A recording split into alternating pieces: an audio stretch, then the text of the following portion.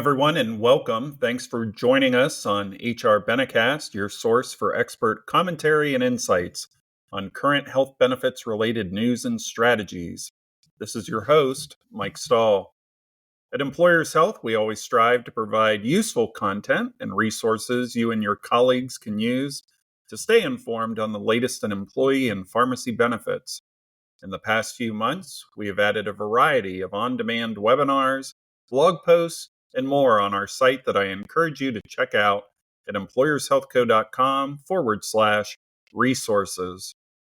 For our second installment of Ask Mike Anything, I'm joined by Eric Dublikar, Vice President of Business Development here at Employers Health. We'll be covering all your burning employee and pharmacy benefit questions. As always, if you have any other questions, don't hesitate to reach out, and I'd be happy to answer. With that, let's get started. Welcome to Eric. Hey, Mike. Great to be here, and we've got some great questions from our listeners, so why don't we get right to them? First one we have here is there anything really going on in the pharmacy benefits world right now? It seems pretty quiet out there. What do you think? Yeah, quiet would not be the word to describe what's happening out in the pharmacy landscape these days, and I think that there are three primary things that we're following. The first is that PBMs are certainly in the crosshairs of legislators and regulators, both at the federal and the state level. The second piece would be the widespread adoption of biosimilars, particularly on the pharmacy side with Humira. And then I would say the third thing is GLP-1s. So all of our clients want to talk about how to better manage GLP-1s, whether it's for diabetes or weight loss or both. Those medications are driving spend on the non-specialty drug side of the house, and are certainly our clients are taking note of them. So those are the three big ones. So there's a lot to unpack there. Let's take those one at a time. So when it comes to federal and state legislation, what are the big themes there? Well, I would say the biggest theme, as I look at it, is who in the supply chain is going to get some more money in their pockets. So if you look, if we just go down the list of stakeholders here, I mean, you have patient advocacy groups. For the most part, they want open access and no out-of-pocket cost. You have patients, and I distinguish between the two just because we don't always know who's funding certain patient advocacy groups. But patients in general, in talking to our clients, they want affordability, they want easy-to-use benefits. Paying less out of pocket at the pharmacy counter or out of their paycheck for monthly premiums is always a goal for patients. From a pharmacy dispensing perspective, I think most retail pharmacies, particularly the independent pharmacies, are looking for more reimbursement. They're looking for a fairer set of network terms in their contracts, looking to have no network restrictions. So we see a lot of bills around not being able to limit networks to specific pharmacies. So that's what's on their agenda. The drug companies, I would say less pressure on prices. So, my question always is, if the big three were to go away, do you think that the prices are just going to come down? Or will they give the same level of rebates to smaller PBMs? I mean, they don't do that today. When we look back into the past, that's not been the case. Even before the big three were the big three, you can go back into the late 80s, early 90s and read articles about how brand drug prices are busting budgets. So there's nothing new here in terms of how drug companies typically behave. And the question is, by having the big three or not having the big three, are you more likely or less likely to be able to counter the pricing that the big drug companies would like to charge for their medications? Other PBMs, I think we would be remiss if not mentioning them. I mean, when I look at my LinkedIn feeds, the LinkedIn feed is primarily individuals who work for competitors of the big PBMs, and they all want more market share, so they're going to take every opportunity that they can to bash the big three PBMs. Interestingly, for a lot of mid-market PBMs, they all utilize the big three for rebates, which are such a big part, whether right or wrong, they're such a big part of the financial equation. And without having those big rebate aggregators that the CVS, Express Scripts, and Optum all run, I mean, the mid-market deals would not be competitive. And then I guess finally it's just the big PBMs, right? So they're not the victim here. They're obviously there is a lot of room for improvement, and obviously they don't want to lose any money. They're a publicly traded company with shareholders, so they're looking out for those shareholders as well. So when I listen to the policies and the regulations that are being proposed, I'm not seeing a lot of ideas that are actually going to lower drug prices in the United States. It's really about what portion of that price is going to get doled out to which stakeholder. And interestingly, in all of this, the employer voice is noticeably absent.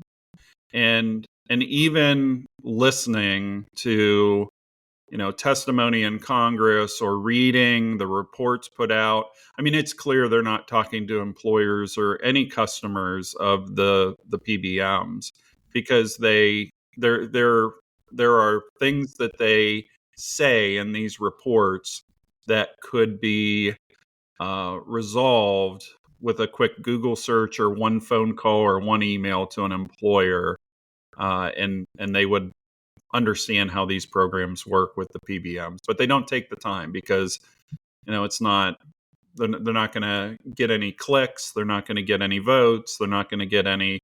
It goes against the current narrative.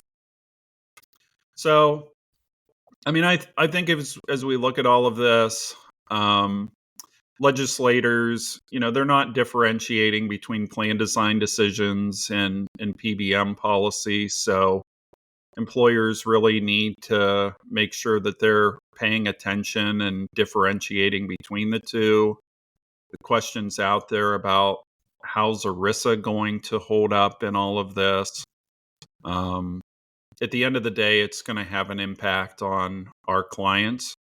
We know that. We know that the big PBMs won't just absorb the cost, and so as the saying goes, you might pay differently, but you likely won't pay less. And I think that sums up what's going on in the policy and regulatory world today. Okay, so if there are legislative changes at the state level and others being proposed at the federal level, what are we doing to help clients manage through this?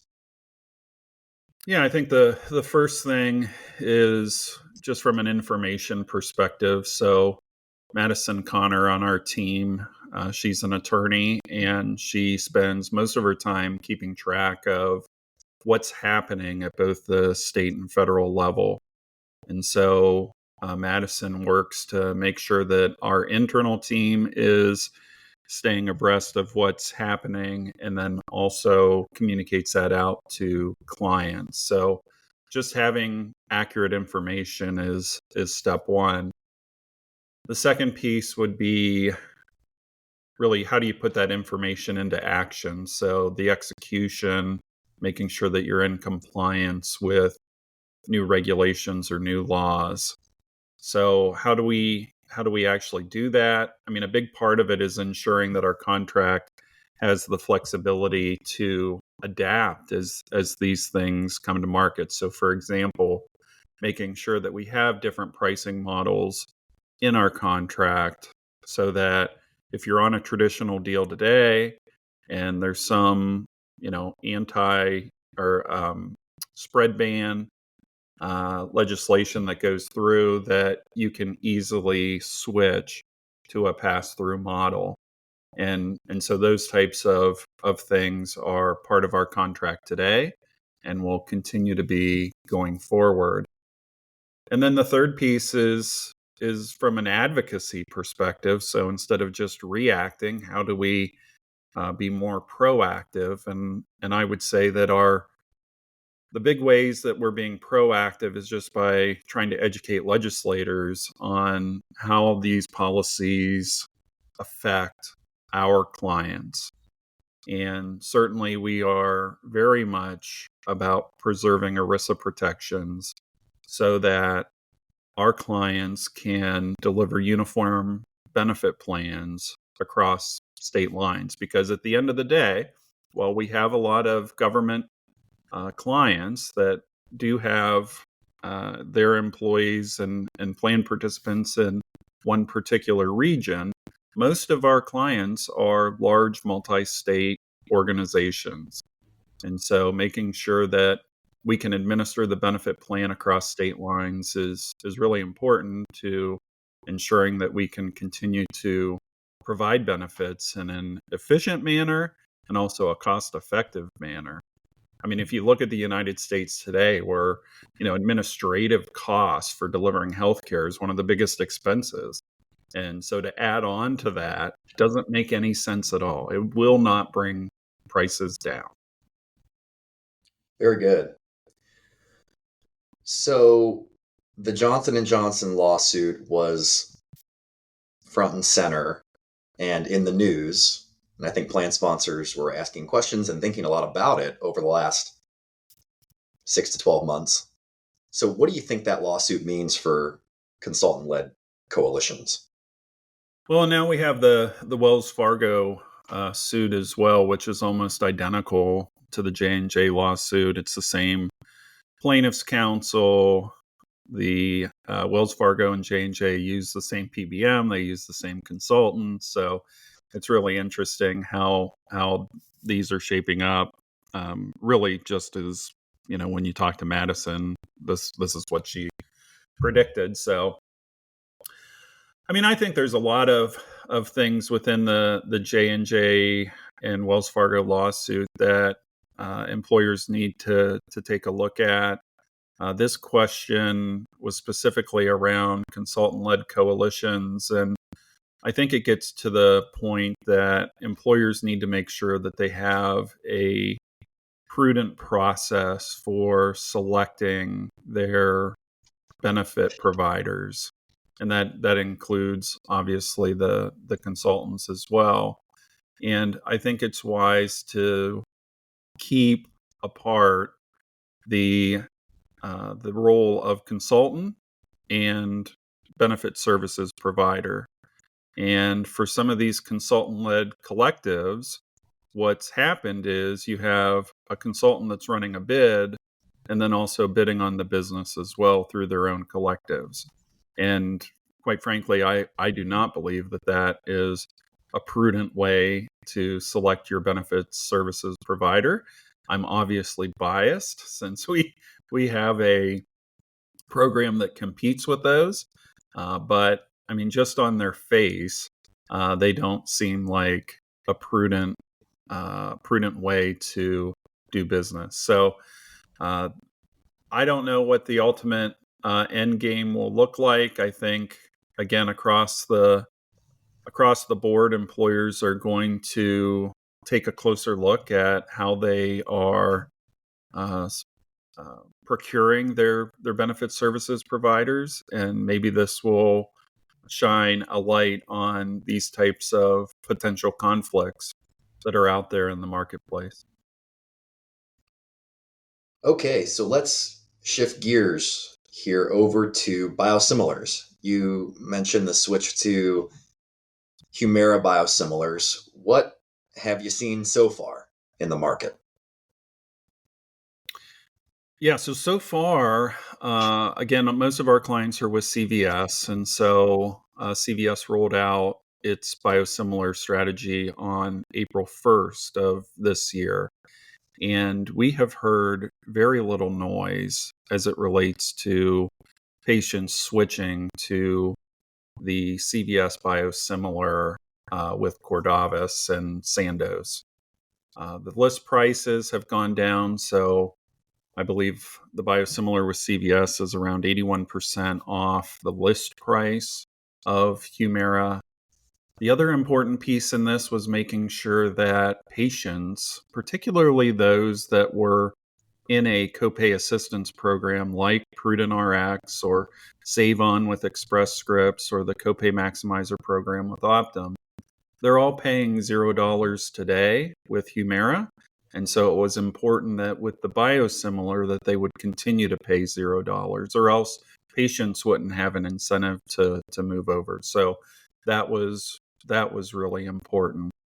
From an overall cost to the plan perspective, I mean, obviously, when you move to the biosimilar, you're paying less upfront, but you're getting less in rebates. And so this is something that we're tracking today. And in the grand scheme of things, even if it's a net wash, meaning that the amount that you pay up front, the lesser amount that you pay up front is the same as the loss and rebate. Even if it's a net wash, the time value of money in getting that upfront discount versus waiting for the rebates on the back end is totally worth it. So across our book of business, about 90% have converted to the Humira biosimilar. The other piece is you have to exclude Humira to make this financially worthwhile. So a lot of PBMs are talking about their biosimilar strategies, but they still have Humira sitting there in a co-preferred position, and they're not going to move utilization. I mean, I think the data point I've seen is right around 20% movement versus 90 to 95%, which has occurred when you exclude Humira. So to really make it worthwhile, you have to exclude the originator product, and you got to push as much utilization as you can over to those biosimilars. Great. And we have a Stelara biosimilar coming early next year as well. Is that correct? That's right. So I expect that we'll see some formulary changes once at least a few biosimilars get to the marketplace. Um, we have the structure, I think, in place or the framework in place contractually now with the adoption of rebate credits to allow PBMs to make faster moves to the biosimilars, because before there's a lot of factors, but one of the big ones was you have these rebate guarantees out in the marketplace with your clients. If you move to the biosimilar that's 80% or more less expensive, you have 80% or less rebates on every script, you're not going to be able to hit those guarantees. So you would either have to go back into your contracts and recontract, adjust the guarantees. What the rebate credits allow is for PBMs to make those moves to the lower list price drugs and still have a way to reconcile back to those guarantees without having to recontract. So I think that there's value in that. And I think at the end of the day, we'll be able to see movement sooner than we did with Humira as it relates to getting to the biosimilar adoption. Okay, next question. The big three PBMs have created these group purchasing organizations or GPOs. Why do you think they did this? Well, the stated reason was to help commercialize the biosimilar. So a lot of the talk was around ensuring supply of the product. And I think that's a worthy explanation. I mean, if you look at, for example, even GLP-1s, we had drug shortages because of the demand. And so you want to make sure that if you drop an originator product and move, give up rebates when you do that and move all of your utilization of the biosimilar, that you're going to have enough supply to be able to do that. And if other PBMs do it, obviously it puts more strain on the system. And so you want to make sure that you have supply. So I totally get that. I think an unstated reason why they did it was PBMs, we know, make fees off of rebates, particularly these GPO fees, because they all have rebate GPOs now. So if you're making 5% or 6% or 7% or whatever the number is off of the rebate yield, and you get rid of the rebates on a large product, similar to what happened with Humira, then you have to make it up somewhere. So I think that's the bigger play in terms of these entities like Cordavis with CVS. I mean, I think that ongoing the pressure is going to be to ensure that the pricing on the co-branded versions of the biosimilars represents the best value in the market. So while supply is certainly a concern, and we understand that the PBMs again are publicly traded companies, they have obligations that they're supposed to meet. But at the end of the day, clients and patients care that they're getting the best price and the best value. And so at the end of the day, if we're going to limit the biosimilar that a participant can get, then it better be the best value in the marketplace. And that's both from a plan side and from a participant side. So again, making sure that if there are copay dollars available to buy down the patient cost share to zero, that those are made available. And I think the big three PBMs, at least, I think they get this. But it'll be interesting to see ongoing as new entrants come to the market, how the pricing on these drugs evolve. And that'll certainly be something that we're watching and measuring. Great. And hey, speaking of prices of certain drugs, how could we have a discussion without bringing up GLP-1s and the impact they're having on total spend for plan sponsors? I've heard mixed messages about whether groups should cover weight loss or not cover weight loss medications. What's your take on this topic? And second question, what's Employers Health and what are their clients doing to manage these costs?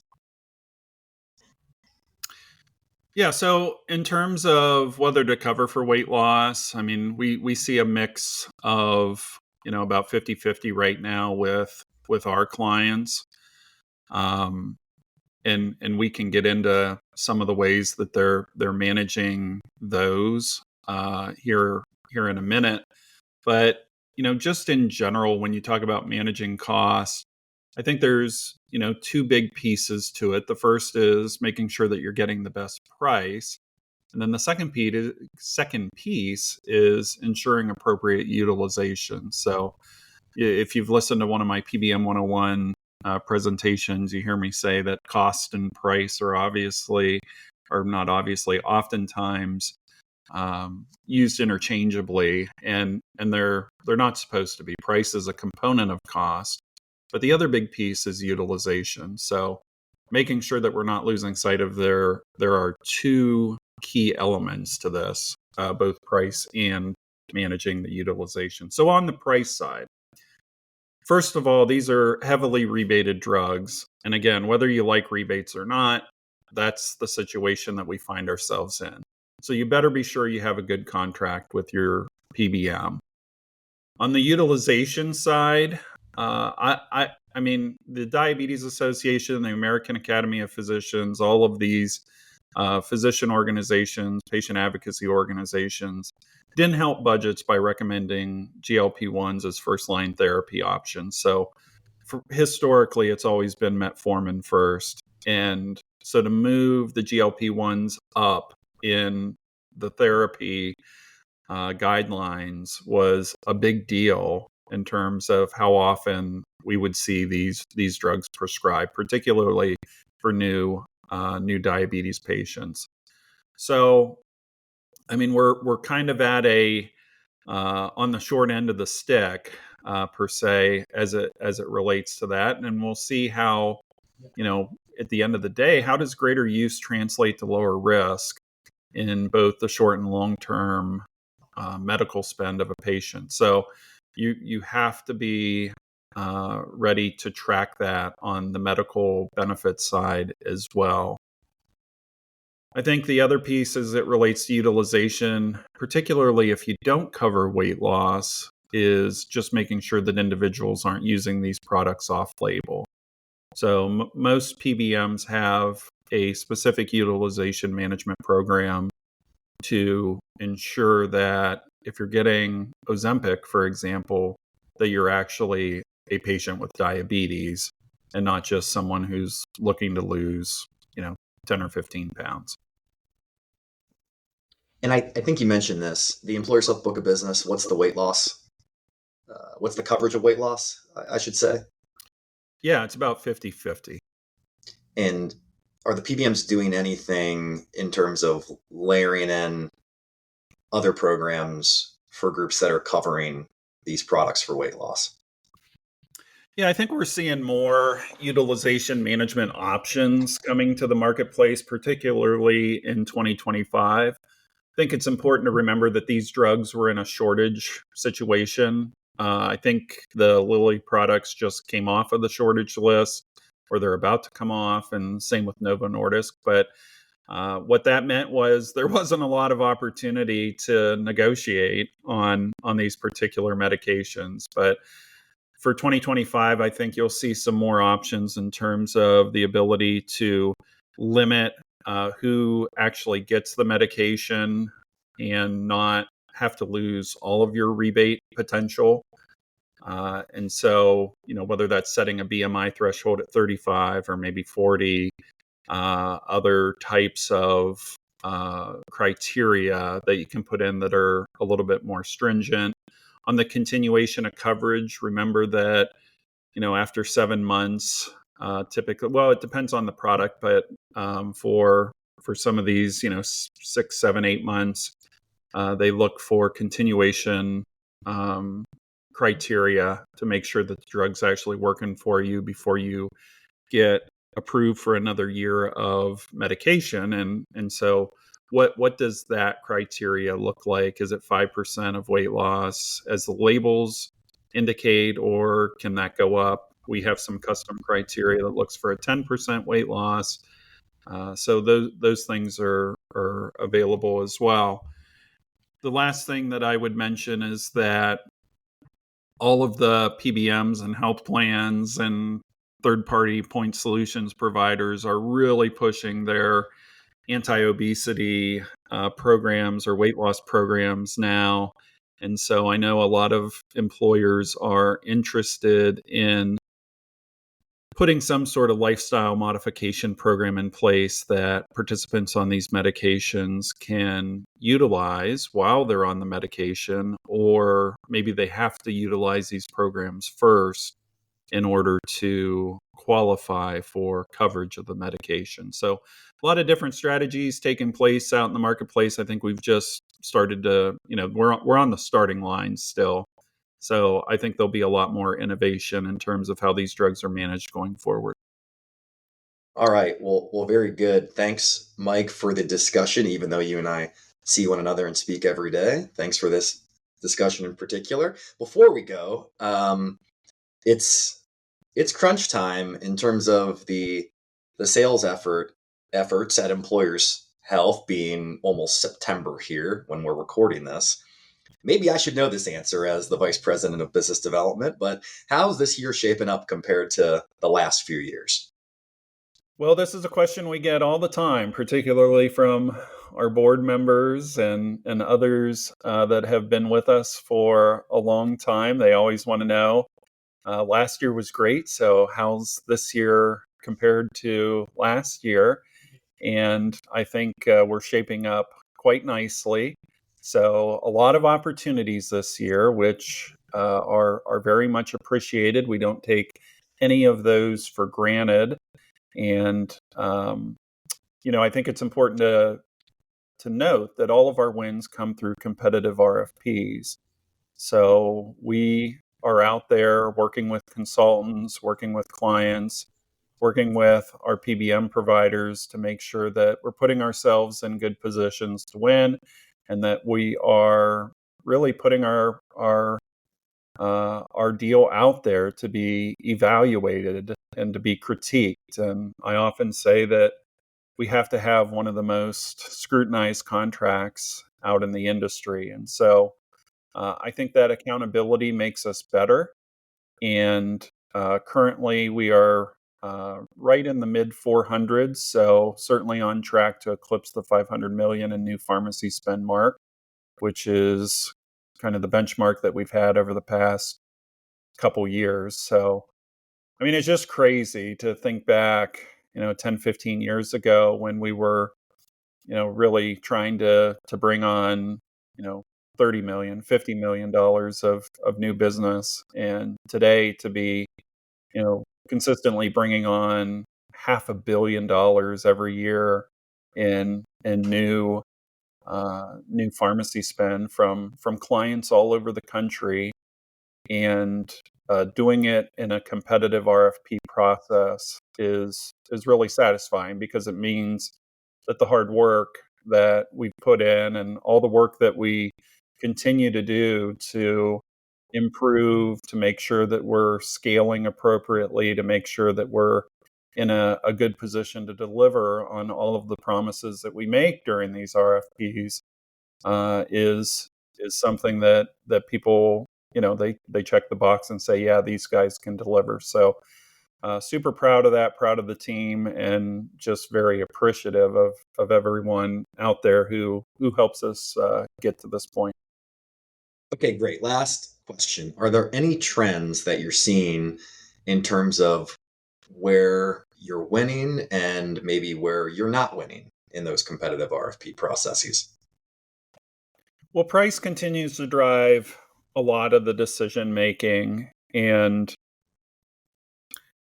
we see this all the time, and you'll have an incumbent that hasn't been doing a very good job, and maybe a client could save 20% by moving to us, and then the incumbent somehow finds this better pricing that they can put out in front of a client, and the client says, oh, okay, well, we'll stay where we are. And I think I understand why they do it. I think it's a really short-sighted view. I also think that it shows that the market didn't move 20% in 1 year in terms of the pricing competitiveness. So it means you were overpaying the previous year. So, what in terms of where we're winning, price definitely plays a part. But I think I'm seeing more, and maybe this goes back to the J&J lawsuit question, but I think I think employers are starting to look for really a framework for a partner who can help better manage the plan over the long term while delivering on excellent experience, both for them as the administrators of the plan, but also more importantly for their participants. So I think that's really where we have prided ourselves, is not just can we get you the best price right here today during your RFP process, but how do we manage that contract moving forward to make sure that you're always getting the best price, you always have the flexibility to put in the utilization management programs that you have an appetite for in terms of disruption versus savings. And then, how do we continuously deliver an excellent experience for participants and for the plan? And I think that our ability to not just talk about it, but actually show concrete examples of clients that have experienced our value makes a big difference. I heard just in a conversation yesterday about, finalist meetings being really dog and pony shows. And of course, everyone's going to come out and say they can do this and they can do that. And oh, look how great we are. But at the end of the day, consultants know whether you can deliver or not. And so a big piece of our success has been our ability to deliver on the promises that we're making. And that's going to continue to be a focus for us internally, is making sure that we're equipped and have the resources and never take for granted the trust that consultants and clients have put in us, and make sure that we're always executing on what we say we're going to. Wonderful. Thank you, Mike. Thank you to those who submitted questions. It's always great to hear from our audience. Before we go, I want to thank our sponsors for helping to not only make this podcast possible, but for supporting us and providing great employee benefits related content. Thanks to annual supporters, CVS Health and OptumRx, and our executive supporters, Delta Dental, Employer Direct Healthcare, Johnson & Johnson, Pfizer, and Quantum Health. Visit employershealthco.com/supporters for a full list of sponsors. There's always something new at Employers Health, so be sure to follow us on social media, our LinkedIn and Twitter pages, to stay up to date. And be sure to subscribe to HR Benecast to be notified when the latest episode is out, so you can listen in on our most recent conversation with an industry expert. That's it for this month's episode. If you have suggestions for a future episode or a question that you'd like answered, please let us know. And thank you for taking the time to listen and for your continued support, participation, and interest in Employers Health. Be well, and we'll see you soon.